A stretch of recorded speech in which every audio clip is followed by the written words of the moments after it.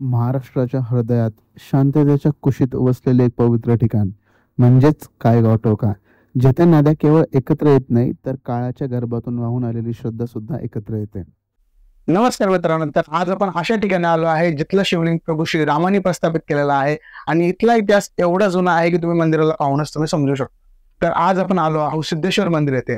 हे कायगाव टोकामध्ये आहे आणि हे पडतं अहिल्यानगरमध्ये नेवासा तालुक्यात. तर चला जाणून घेऊया मंदिराचा इतिहास. दे रे रे ना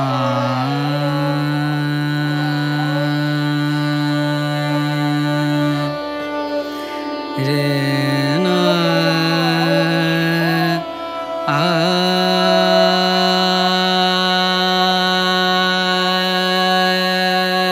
रे दे ना रे.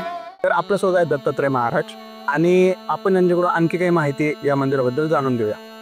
रामकृष्ण हरी. तर आपण ज्या ठिकाणी आहोत त्या मंदिराचं नाव आहे सिद्धेश्वर मंदिर. आणि या मंदिराचं सिद्धेश्वर नाव ठेवण्याचं कारण असं, या ठिकाणी प्रभू रामचंद्रांचं काम सिद्ध झालेलं होता. म्हणजे मारीच राक्षसाला मारण्याचं काम या ठिकाणी सिद्ध झालेलं असल्यामुळं इथल्या ग्रामस्थांच्या माहितीनुसार या मंदिराचं नाव सिद्धेश्वर मंदिर या कारणावर ठेवण्यात आलेलं आहे. तर मारीच राक्षसाचा ज्या ठिकाणी वध केला, वध केल्यानंतर शिर म्हणजे डोकं ज्या ठिकाणी पडलं आणि ते बाणाचे समोर टोक पडलं, त्याला टोका नाव पडलं. आणि ज्या ठिकाणी उरलेली काय म्हणजे शरीर पडलं, ती बाजूलाच कायगाव म्हणून एक गाव आहे त्या ठिकाणी. तर महाराज, या मंदिराची स्थापना कधी झाली? मंदिराच्या स्थापनेची इतिहासाविषयी जर आपण विचार करू गेलो तर इथल्या लोकांची अशी मान्यता आहे की इथं जे शिवलिंग आहे त्या शिवलिंगाची स्थापना स्वयं रामचंद्र प्रभूंनी केलेली आणि काम सिद्ध झाला होता, त्यामुळे सिद्धेश्वर असं नाव देण्यात आलेलं आहे. आणि त्यानंतर काही कालावधीनंतर आता जे आपण मंदिर बघतोय ते पेशवे काळात त्याचा जीर्णोद्धार झालेला आहे, जे की आपण विष्णू महादेव गजरे असं त्या व्यक्तींचं नाव होतं. आणि त्यामुळे इथं 3 मंदिराचा समूह आहे. तर सुरुवातीचं जे मंदिर आहे ते विष्णूंचं मंदिर आहे, मधलं सिद्धेश्वरांचं मंदिर आहे आणि इथं गजरादेवीचं मंदिर, असं 3 मंदिराचा समूह आहे. तर कायगाव टोका फक्त श्रद्धेचा नाही, तर नद्याचाही इथे संगम होतो.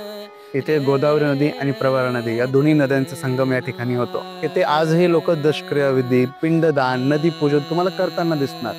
आणि येथे ना म्हणजे आत्मेचं शुद्धीकरणच होणं. ही जागा केवळ ऐतिहासिक नाही, ती आपल्या संस्कृतीचा आत्मा आहे. प्रत्येक दगड, प्रत्येक वास्तू, इथल्या प्रत्येक चालूत आपल्याला इतिहासाचा स्पर्श जाणवतो. आपल्या पूर्वजांनी ज्यांनी श्रद्धेने जपले त्या स्मृतीस्थळांची जबाबदारी आज आपल्या खांद्यावर आहे. तर चला आपण सर्वांनी मिळून या पवित्र स्थळांचं संवर्धन करूया. तुम्हाला जर असेच इन्फॉर्मेटिव्ह आणि इंटरेस्टिंग व्हिडिओ आणखी हवे असतील तर आपल्या चॅनलला सबस्क्राईब करा, व्हिडिओला लाईक करा आणि तुम्हाला मंदिराबद्दल काय वाटलं हे आम्हाला कमेंट सेक्शनमध्ये कळवा.